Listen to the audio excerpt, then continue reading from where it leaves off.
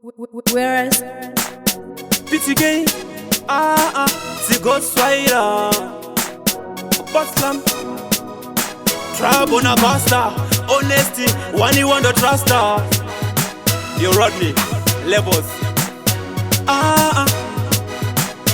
Isu Ndisu tunoshibika toshimanya shimanamba Ndisu tinochimanya tisina kurova chamba levels Rodney, ona vanhu vozviramba kuti tisu tatibika varikuluza vakatemba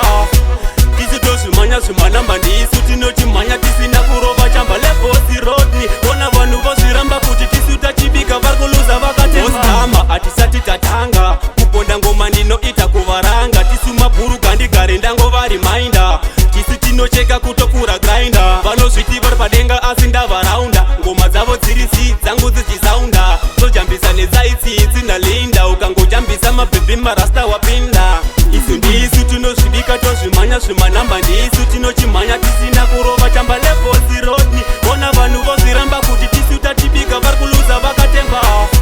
tisu tozvimanya zvimanamba ndisu tinochimhanya tisina kurova chamba levels Rodney, ona vanhu vozviramba kuti tisu tatibika vari kuluza vakatemba isu tosimbiswa nevanhu vekupinga isu maheta atimbofa takawanda isu pane godo vanovhiringa toranga isu hatitore zvekupa tinotenga isu tisu tikutonga pasiti tisu tinotyisa kutange machiti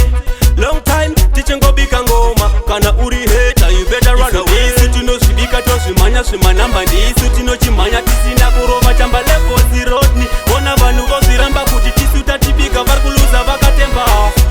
tisu tozvimanya zvimanamba ndisu tinochimhanya tisina kurova chamba levels Rodney, ona vanhu vozviramba kuti tisu tatibika vari kuluza vakatemba Ostama atisati tatanga kuponda ngoma ndinoita kuvaranga tisu mabhuru kandigare ndangova reminder tisu tinocheka kutokura grinder vanozviti vari padenga asi ndavaraunda ngoma dzavo dziri si dzangu dzichisaunda tojambisa netsaitsitsi nalinda ukangojambisa mabhebhi marasta wapinda isu ndisu tinozvibika tozvimanya zvimanamba ndisu tinochimhanya tisina kurova chamba levels Rodney, ona vanhu vozviramba kuti tisu